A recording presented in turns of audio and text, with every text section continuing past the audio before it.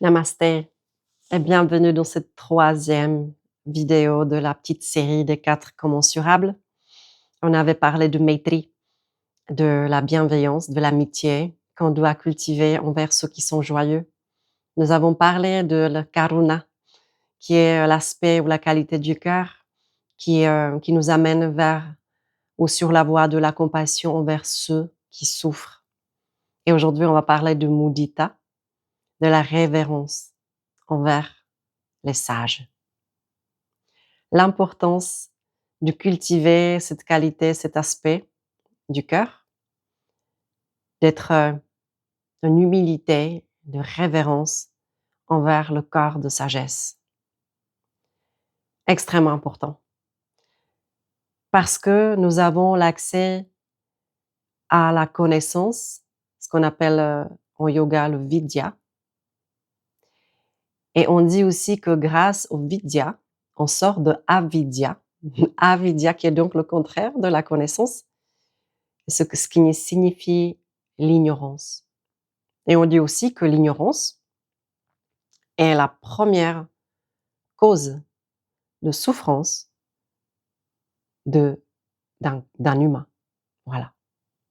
Le fait qu'on ignore de qui on est, c'est la première cause de souffrance. Le fait qu'on se colle des étiquettes différentes, qu'on s'identifie aux choses qu'on est devenu, au conditionnement, finalement nous éloigne de cette nature véritable qui nous sommes. Et donc, on plongeait dans l'avidya, plongé dans l'ignorance, on souffre. Et c'est pour cela que Patanjali, avec le verset 33 du Pada 1, Samadhi, Pada, il nous invite à cultiver cette quatrième qualité. Et il nous parle de cette troisième aspect, Mudita, la révérence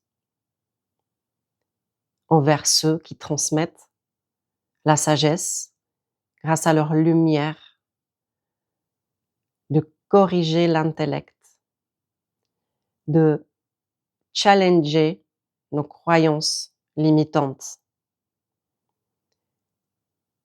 Parce que nous sommes façonnés, notre mental est façonné par le lieu dans lequel on est, par la famille dans laquelle on est, par les croyances de la famille, donc tout ce qui est transgénérationnel, mais ça va encore au-delà de ça, c'est karmique. Notre mental est conditionné par l'égrégore sur le lieu qui est posé, par l'historique dans lequel on s'inscrit. Il y a énormément du conditionnement. Et on croit être ça. On croit tellement dur à être ça. Je suis la femme, je suis mon métier, je suis ceci, je suis cela. Et ça va même au-delà de ça parce que ça peut devenir avec le temps, qu'on consacre sur la voie de la progression, sur le chemin du yoga, sur le chemin d'élévation, de connaissance, de conscience, ça vient de plus en plus subtil. Parce que là où on n'est plus tellement identifié au rôle qu'on a dans le monde. Parce qu'on comprend maintenant, à ce stade-là, on sait que je suis pas juste le prof de yoga, que c'est juste un rôle que je joue au sein de Lila, le jeu cosmique. Et donc, lorsque je sais que je joue pleinement, mais je ne suis pas ça. Et ça, c'est très important. Et dans ce stade-là, on en est tous un peu là. Donc, ça devient beaucoup plus subtil. Les identifications, cette ignorance devient de plus en plus subtile, beaucoup moins grossier, beaucoup moins visible. Et donc, c'est pour ça qu'on doit constamment s'incliner envers ceux qui sont sages et envers ceux qui nous aident à mettre de la lumière là où c'est encore obscur, là où on n'arrive pas à voir, dans notre sphère subconsciente qui commande finalement, qui est aux commandes de notre vie et qu'on n'est pas encore capable de voir. Et Vidya, Donc la connaissance est transmise par les rishis, par les sages, par les maîtres, par les êtres ascensionnés. Mais par contre, de vidya, si j'absorbe uniquement la connaissance, ça reste sur le plan intellectuel, mental, ça ne va pas impacter ma vie. Il n'y aura pas de transformation.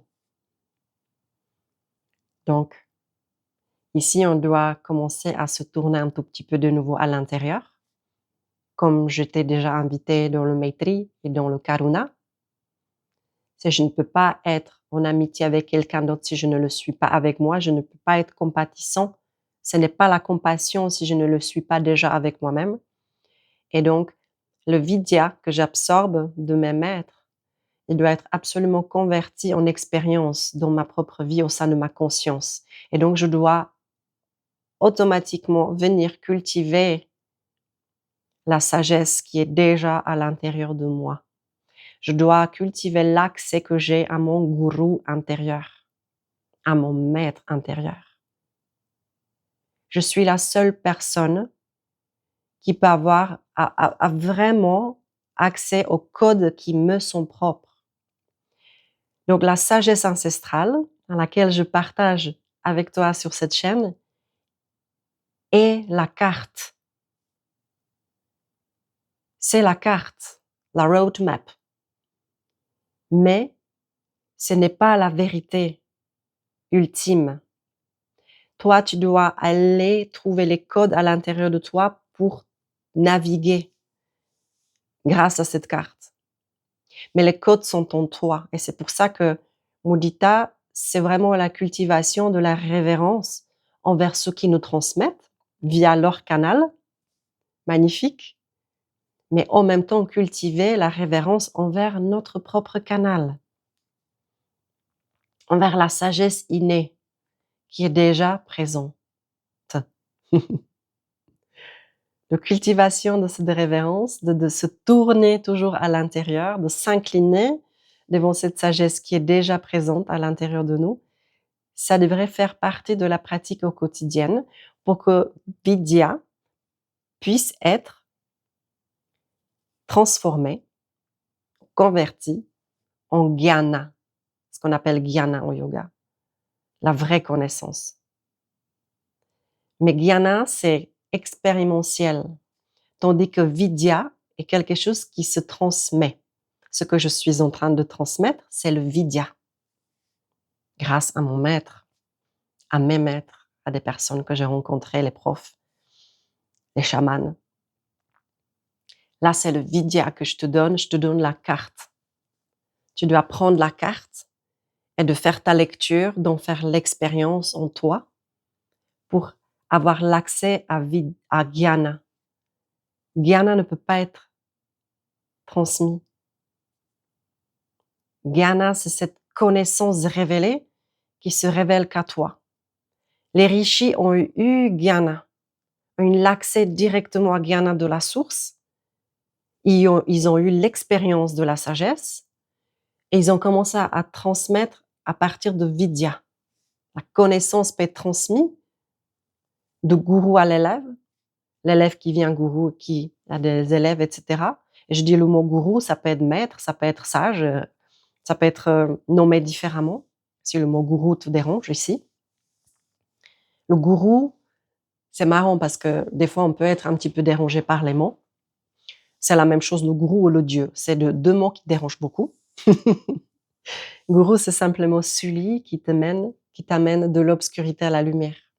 Et ça peut être une chanson, ça peut être la rivière, ça peut être le vent qui te souffle, ça peut être un ami qui tout à coup t'appelle et te dit quelque chose, exactement ce que tu devais entendre. Ça peut être tout à coup un livre qui tombe de la bibliothèque parce que tu es en train de chercher quelque chose et il y a quelque chose d'autre qui tombe. Tu ouvres le livre et c'est exactement ce que tu dois savoir. Tu as toujours l'accès à ça. C'est ça, gourou. Et ça opère à chaque instant, tout le temps. Ça ne cesse jamais. La conscience créatrice, elle est extrêmement intelligente, elle est consciente, intelligente, consciente d'elle-même elle t'apporte quand tu te connectes, que tu te branches à ça de manière régulière par ta propre pratique. Tu as l'accès à ça. Et Gyana, c'est la bénédiction. Quand tu sais tout à coup un truc que tu n'es pas du tout censé savoir et que tu n'as jamais lu dans un livre.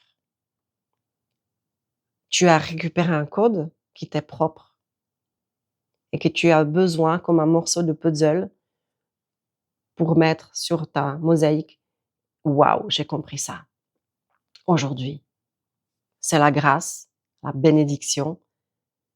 Donc, révérence. Révérence envers ceux qui sont sages. Et de intentionnellement choisir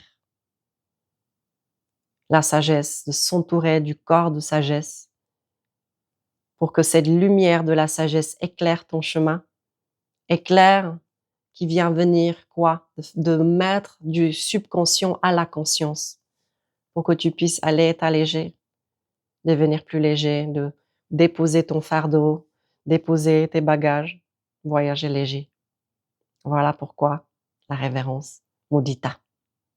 Voilà, donc je vais m'arrêter là. Si cette vidéo a été bénéfique, si tu trouves quelque chose de nouveau là-dedans, et si tu penses que ça peut aider à quelqu'un d'autre, n'hésite pas de partager généreusement cette vidéo, de liker ou de t'abonner pour avoir la suite.